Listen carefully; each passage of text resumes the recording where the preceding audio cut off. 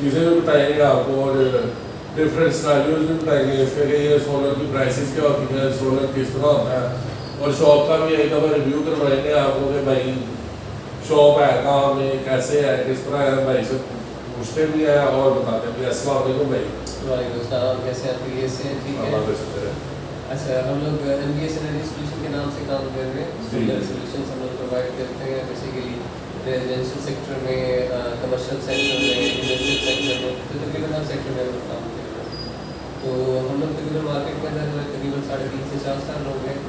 यहाँ जोहर टाउन के अंदर तकरीबन रेलवे सोसाइटी में यहाँ तकरीबन 2 साल हो गए। तो हम लोग यहाँ से प्रोफेशनल है, तो अल्हम्दुलिल्लाह हमारा अच्छा काफ़ी अच्छा पोर्टफोलियो है। बाकी सोलर के हवाले से बात करें, आपको बताया कि आजकल एक बहुत बड़ा ट्रेंड है सोलर का। हर बंदे की कोशिश है, क्योंकि ये एक वो सोर्स है जो आपको मतलब एक आबादी कंपेरिजन में देखें तो हमारा 1.5 साल का एक पीरियड है जिसके अंदर जितनी भी आप इन्वेस्टमेंट कर रहे हैं वो आपकी पूरी हो जाती है। उसके बाद आपके टैक्स की तरह से प्रॉफिट होता है अभी उससे। अच्छा भाई, जिस तरह हमने कहा वापडा, हम तो कुछ लोग होते हैं भाई आप वापडा को नहीं देना चाहते, ओवरलोड हो रही है, बिजली हो रही है, होने दो ओवरलोड। तो इसका क्या सोल्यूशन है? अक्सरियत लोगों को देखा है कि वो अपने हमसाए को दे देते हैं या कुछ कर देते हैं। क्या इसको हम किसी और को भी सप्लाई कर सकते हैं अगर आप सोलर से एक्स्ट्रा बिजली जनरेट कर रहे हैं? अच्छा, इसमें 2 चीज़ है। एक तो ये कि वापडा की जो नेट मीटरिंग पॉलिसी चल रही है वो करंट पॉलिसी जो पिछली थी नेट मीटरिंग के हिसाब से वो तो वैसी ही चल रही है। जो हुकूमत की तरफ से बातें हुई थी कि हम लोग चेंज करने लगे हैं कि नेट मीटरिंग की बजाय हम लोग नेट बिलिंग की तरफ जाने लगे कि आपका इंपोर्ट का यूनिट और रेट और होगा, एक्सपोर्ट रेट और होगा। तो वो चीज़ तो अभी पोस्टपोन हो गई है। मोस्ट प्रॉबेबली सुनने में जैसे है कि बजट में पॉसिबल है कि हमारे कुछ ना कुछ चीज़ें ये लाए अमल जो है वो तैयार हो वापडा की समझ से। अब जहाँ तक आपका क्वेश्चन है कि हम लोग इसकी सप्लाई जो है वापडा को नहीं देते, अगर हम बेचना चाहें तो रेस्क्यू के जो रूल्स हैं उनके मुताबिक आप एक घर से दूसरे घर का आप एक तरह से अपना जो है ग्रिड क्रिएट करके आप सेल आउट नहीं कर सकते हैं। अक्सर ये बाहर के शहरों में ऐसा होता है, आप कंपनी बड़े बड़े लगाए होते हैं, मैं पिक्चर्स भी देख रहा हूँ आपकी कि आपने शॉप में पिक्चर्स वगैरह भी लगाई हुई है, वो भी दिखाएंगे आपको आगे आगे भाई से बात करने। असल में भाई मैं ये पूछना चाहूँगा कि ये जो एक कमरा होता है, जितना बड़ा ये आपका हॉल है, ये कमरा है, इतना बड़ा एक हॉल है, इसको कितनी लागत आ जाती है एक पंखा और एक फ्रिज चलाने के लिए, या साथ में एक AC चलाए होगा तो कितनी एक नॉर्मल घर को जो है वो प्लेटें लगती हैं? ठीक है, नॉर्मली अगर बात करें तो हमारे पास जैसे सिस्टम्स हैं।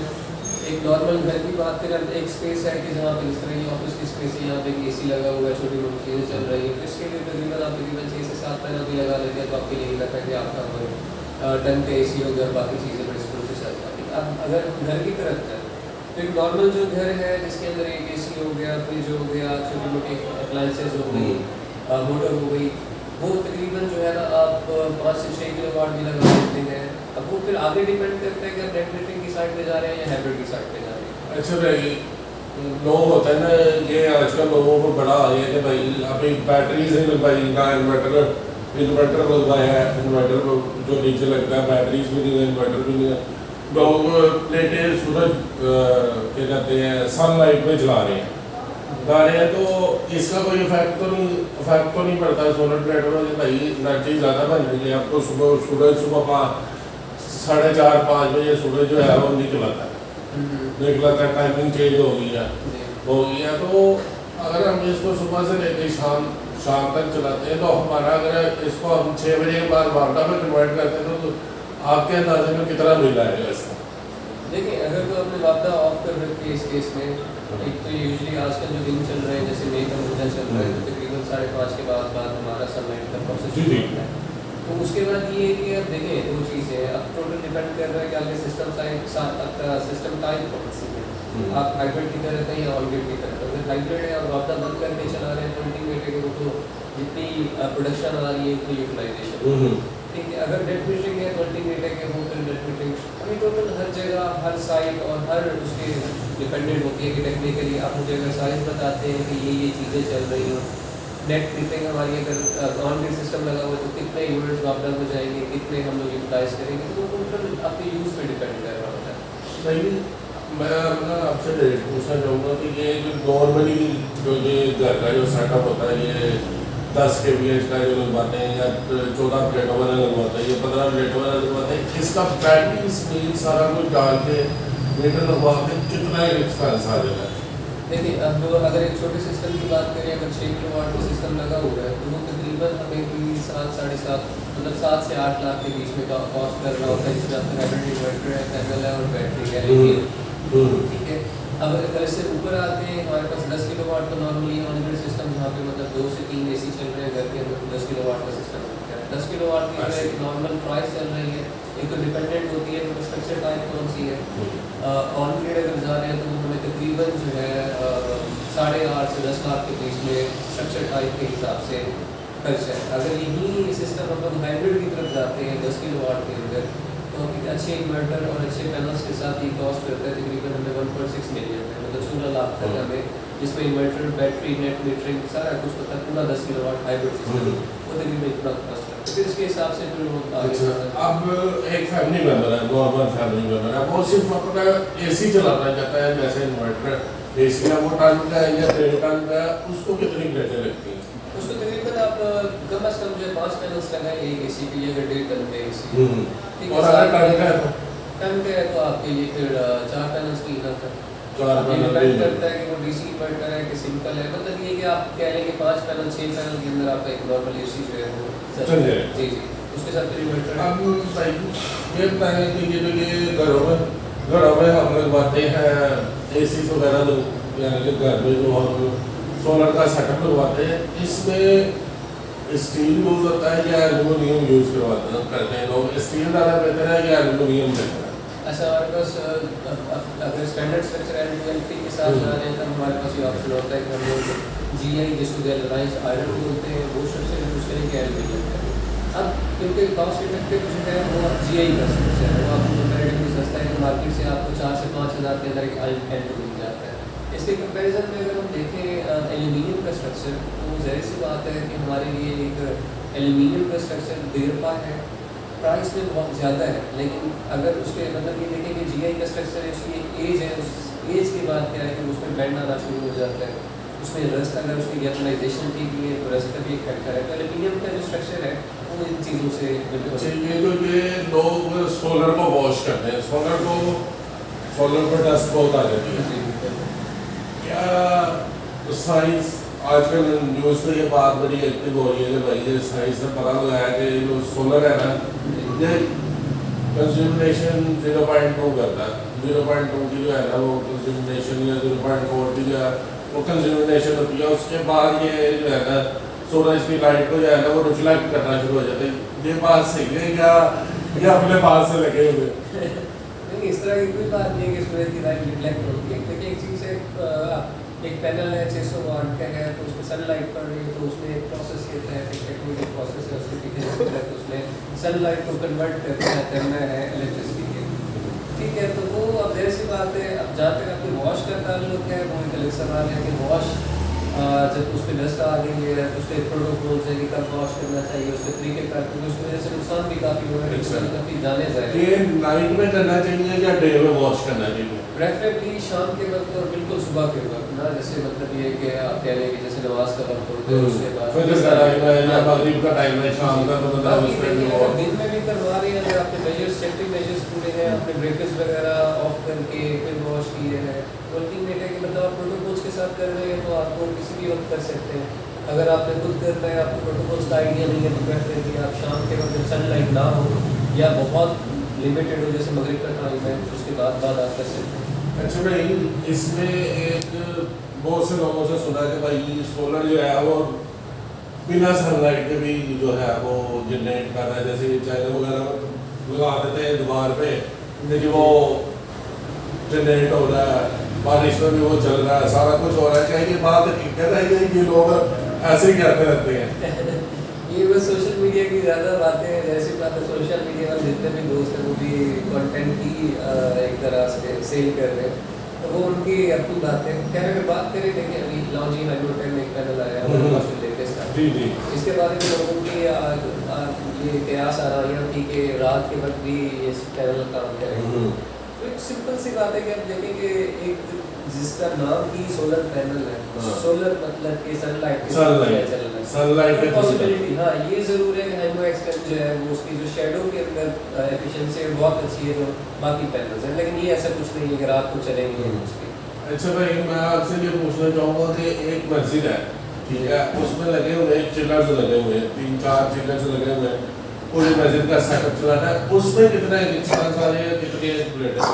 नॉर्मली जो है वो तकरीबन 15 किलोवाट भी मस्जिद के अंदर लग रहा है, 20 किलोवाट भी, तो डिपेंड कर रहा होता है कि क्या यूजेज है, कितनी आगे चीज़ें। अब आप देखें ना, मैंने आपको बताया है 4 चिल्लर हैं, अब जी, जी। क्या कहते हैं 18-19 पंखे हैं, फिर उस हिसाब से नीचे उसका इसके लिए जो है ना हाँ। 20 किलोवाट का सिस्टम आपको हाँ। लगाना चाहिए। 20 किलोवाट की जो कॉस्ट है वो तकरीबन हमें कर रही है अराउंड 1.5 मिलियन, ठीक है। 1.4-1.6 के बीच में हमें रखेंगे। अच्छा भाई, ये बड़े बड़े सिस्टम होते हैं, इनके अंदर जो बैटरीज का क्या ये हिसाब का होता है, ये कॉस्टिंग जो होती है, ये बैटरी कितनी आ जाती है आपको लगाते हैं, आप नीचे इन्वर्टर भी लगाते होंगे, जैसे जी जी जी मैं दिखा भी दूंगा वीडियो में कि क्या है जी, किस तरह है। बिल्कुल। तो अब ये जो लोग कहते हैं कि भाई नए इन्वर्टर आ गए, इन्वर्टर नया आ गया, नए से नया आ गया, कौन सी कंपनी का जो इन्वर्टर है वो सबसे ज़्यादा सही रहता है?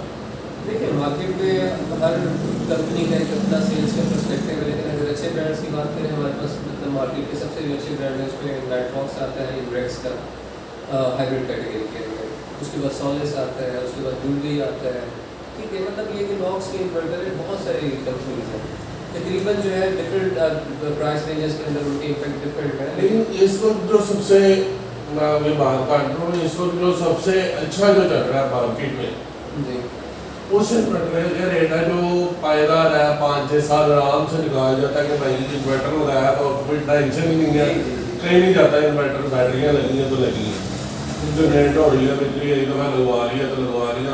अब सर खपाई जो है वो बिल्कुल लोगों के हिसाब से सर खपाई कहा जाता है, इसको के सर खपाई खत्म है, हर दूसरे दिन का झंझट नहीं है कि मैं हर दूसरे दिन भी हम सट करवा रहे हैं, सारा कुछ करवा रहे हैं। बिल्कुल। अब इस तरह से अगर देखें तो वही चीज़ आ जाती है, जितना गुड़ उतना मीठा। अब उस हिसाब से इम्ब्रेक्स का नाइट्रॉक्स है सबसे अच्छा इन्वर्टर है, उसकी कंपैरिजन में सोलस बहुत अच्छा है, गुडवी के आते हैं और भी बहुत सारी कंपनी है जिनकी रेंजेस हैं। अगर नॉर्मल हम 10 किलोवाट के सिस्टम की बात करें तो तकरीबन 400 to 450 के बीच हमारा तकरीबन इनका एक्सपेंस है, डिफरेंट इन्वर्टर की डिफरेंट रेंजेस। अब इनके साथ फिर बैटरीज अटैच होती हैं, बैटरीज में भी हमारे पास डिफरेंट, अब इनके आप देखेंगे जो हमारे पास पहले कल्चर था लैंड आउटसाइड की बैटरीज थे, कॉल ट्यूबवेल है वो हम इंस्टॉल करते थे। अब जो है वो क्योंकि लिथियम आयन इतनी सस्ती हो गई है कि लोगों की रेंज में आ गई है तो वो अब लिथियम ही लगा है। अच्छा भाई, ये जो एक प्लेट होती है, एक प्लेट बिल्कुल अपने एक प्लेट लगाई है, एक प्लेट कितने केवीएच करती है, कितने वोल्ट की होती है और कितने बिजली जनरेट करती है एक प्लेट? ठीक है। अब जो टोटल मतलब अभी मार्केट की बात करें तो पाकिस्तान की मार्केट में तकरीबन आपके नॉर्मल रेंजेस जो है वो 580 585 इस तरह से शुरू होती हैं, यानी इससे कम भी आ रहे हैं, बड़े लिमिटेड स्टॉक है इससे कम मॉडल्स में। और मैक्सिमम अगर बात करें तो तकरीबन हमारे पास 700+ के अंदर भी पैनल्स मौजूद है, कैनेडियन के पैनल। अब इसकी जो एफिशिएंसी है वो डिपेंड करता होता है कि कौन से पैनल आप यूज़ कर रहे हैं। मिसाल के तौर पे अगर 600 वाट का एक पैनल है तो हम उसकी जो एक एवरेज एफिशिएंसी है वो तकरीबन 70% काउंट करते हैं। अच्छा, लोग ज़्यादातर आप जो प्रेफर करते हैं वो छोटी प्लेटें प्रेफर कर रहे हैं, छोटी प्लेट का खर्चा कम है या ज़्यादा है या बड़ी प्लेट ज़्यादा प्रेफरेबल है?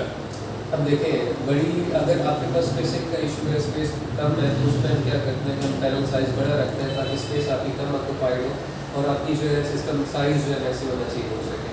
अब जहाँ पे स्पेस का कॉन्स्ट्रेंट नहीं है तो वहाँ पे छोटा पैनल भी या 585 के अंदर लग रहा है या 580 के अंदर है, तो इस तरह की कोई बात नहीं है कि हम कहें कि छोटा पैनल जो है वो ज़्यादा बेहतर है, उसकी मार्केट ज़्यादा है, इस तरह नहीं है। वो टोटल डिपेंड कर रहा होता है आपके रिक्वायरमेंट पे, आगे किस तरह का सिस्टम है, इंडस्ट्रियल सिस्टम है, इस पर हम उसके हिसाब से फिर जब सिस्टम डिज़ाइन करते हैं तो वहाँ पे डिसाइड करते हैं कि हमें किस स्मार्ट के साथ पैनल के साथ जाना है। अच्छा भाई, इसमें आप देखा जाए कि हमने अभी रिसेंटली अपने ब्लॉक की मस्जिद में इन्वर्टर लगवाया, उसका सही उसके लिए लोहे की एक्सपेंस, जो लोहे का एक्सपेंस है और हम उसको जो है वो टाइम टू टाइम पेंट करते रहेंगे तो बहुत ज़्यादा प्रेफरेबल है या एल्युमिनियम ज़्यादा प्रेफरेबल है? देखिए अगर स्टैंडर्ड के साथ से आ रहे हैं, स्टैंडर्ड में मतलब आपके L2 L3 लगाने हैं तो वो GI से बेटर है कि आप एल्युमिनियम पे चले जाएं अगर आपको कॉस्ट का इशू नहीं है, वरना GI भी ठीक है। अगर एलिवेशन पे जा रहे हैं तो अल्टीमेट है कि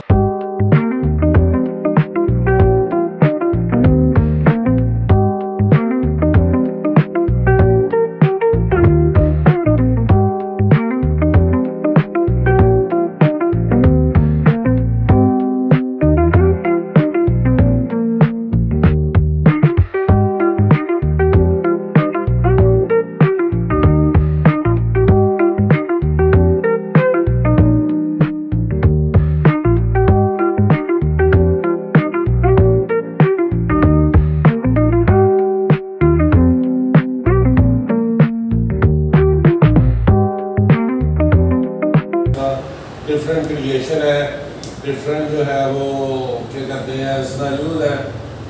अल्लाह हाफिज़, इंशाल्लाह अगली वीडियो में मुलाकात होगी। खैर बात।